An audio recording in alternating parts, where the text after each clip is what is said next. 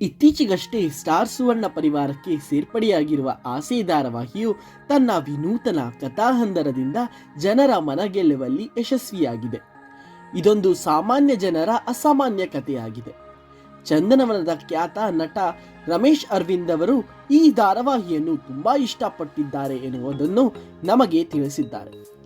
ಸಾಮಾನ್ಯವಾಗಿ ಬುಡಕಟ್ಟು ಜನಾಂಗದಲ್ಲಿ ನಡೆಯುವಂತಹ ಕಷ್ಟ, ನೋವು, ಸಂಕಟ, ಆಸೆ ಎಲ್ಲವನ್ನೂ ಮನದಟ್ಟು ಮಾಡುವಂತೆ ಈ ಧಾರಾವಾಹಿ ಹೇಳುತ್ತಿದೆ. ಪ್ರತಿಯೊಂದು ಪಾತ್ರವೂ ಅದರದ್ದೇ ಆದಂತಹ ತೂಕ ಹೊಂದಿದೆ. ತಂದೆ ಪಾತ್ರದಲ್ಲಿ ನಟ ಮಂಡ್ಯ ರಮೇಶ್ ಕಾಣಿಸಿಕೊಂಡರೆ, ಸೂರ್ಯ, ಮೀನಾರ ಕೋಳಿ ಜಗಳ ನೋಡೋದೇ ಸಿಕ್ಕಾಪಟ್ಟೆ ಮಜಾ.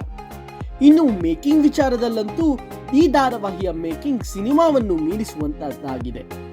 ಈಗಾಗಲೇ ಧಾರಾವಾಹಿಯ ಶೀರ್ಷಿಕೆ ಗೀತೆಯಂತೂ ನೋಡಿಗರ ಮನಸ್ಸನ್ನು ಗೆದ್ದಿದೆ. ಇನ್ನು ಆಸೆ ಧಾರಾವಾಹಿಯನ್ನು ರಮೇಶ್ ಅರವಿಂದ್ ಅವರು ಆಸೆ ನನ್ನ ಮನಸ್ಸಿಗೆ ತುಂಬಾ ಇಷ್ಟವಾಗಿರೋ ಧಾರಾವಾಹಿ. ಯಾಕೆಂದ್ರೆ ಸಾಮಾನ್ಯ ಜನರ ಅಸಾಮಾನ್ಯರ ಕಥೆಯನ್ನು ಈ ಸೀರಿಯಲ್ನಲ್ಲಿ ನೋಡಬಹುದಾಗಿದೆ. ಪ್ರತಿಯೊಬ್ಬರು ಮನೆಯಲ್ಲಿ ನಡೆಯುವ ಸಣ್ಣ ಪುಟ್ಟ ವಿಚಾರಗಳು ಈ ಕಥೆಯಲ್ಲಿ ಅಚ್ಚುಕಟ್ಟಾಗಿ ತೋರಿಸಲಾಗಿದೆ. ಹೀಗಾಗಿಯೇ ಆಸೆ ಧಾರಾವಾಹಿ ನನಗೆ ಆಸೆಯಾಗುತ್ತದೆ ಹಾಗೂ ನನಗೆ ತುಂಬಾ ಅಚ್ಚುಮೆಚ್ಚು ಎಂದು ನಟ ರಮೇಶ್ ಅರವಿಂದ್ ಅವರು ಹೇಳಿದ್ದಾರೆ. ಇನ್ನು ನಿಮಗೂ ಈ ಆಸೆ ಧಾರಾವಾಹಿ ಇಷ್ಟನಾ? ಕಮೆಂಟ್ ಸೆಕ್ಷನ್ನಲ್ಲಿ ತಿಳಿಸಿ.